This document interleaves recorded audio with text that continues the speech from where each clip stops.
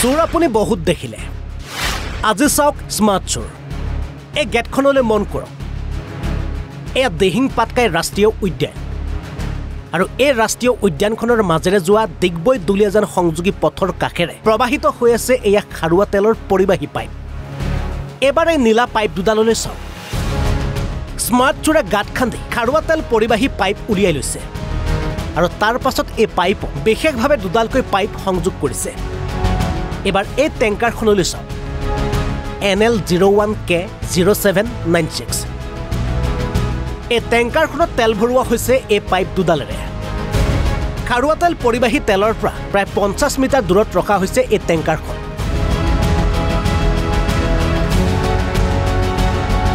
আৰু জংঘলৰ মাজেৰে নীলা পাইপ দুডালেৰে তেল ভৰ্তি কৰি আছে তেল চোৰে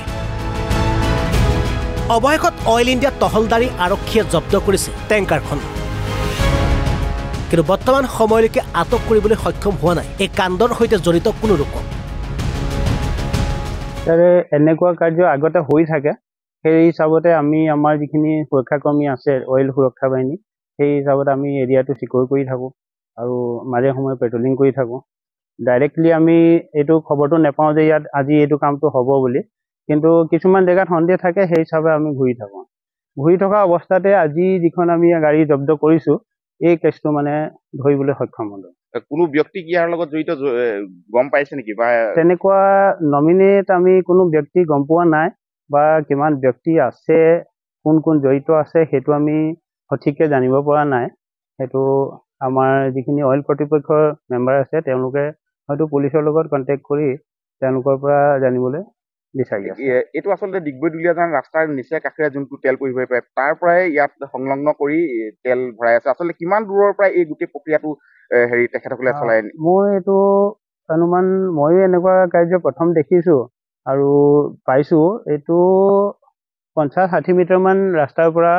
মেইন যিটো দুলীয়াজান ডিগবৈ ৰাস্তা হয় তাৰ পৰা জংঘলৰ মাজত যিটো আমাৰ চৰাইপঙল ৰাস্তা গৈছে তাত 50-60 মিটাৰ এৰিয়াৰ দূৰত গাড়ীখন ভৰাই তেওঁলোকে পাইপ সংযোগ কৰি এনে কাৰ্য কৰিবলৈ সক্ষম হয় আৰু জানিব পৰা অনুসৰি এই অঞ্চলটোত অহৰহ কিন্তু কণ্ডেন্সাৰ তেলৰ এটা চোৰাং বেহাৰ তীব্ৰ হাৰত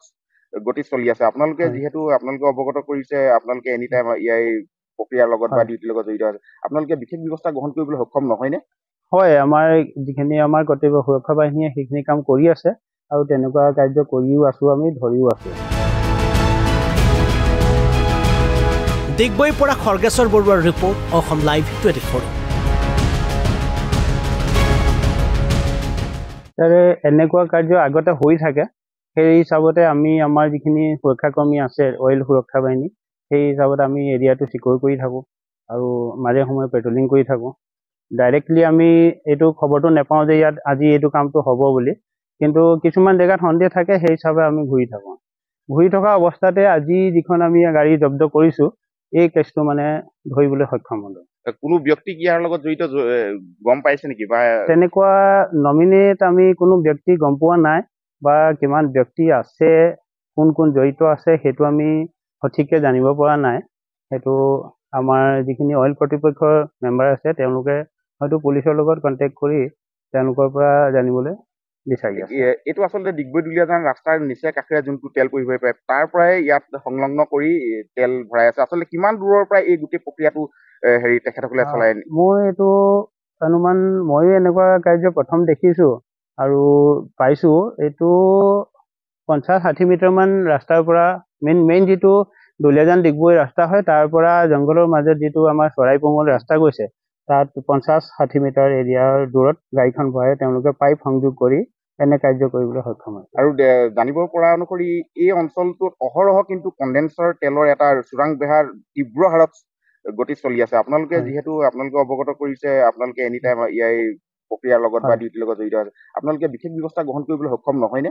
হয় আমাৰ যিখিনি আমাৰ কৰ্তৃপক্ষ সুৰক্ষা বাহিনীয়ে সেইখিনি কাম কৰি আছে আৰু তেনেকুৱা কাৰ্য কৰিও আছোঁ আমি ধৰিও আছোঁ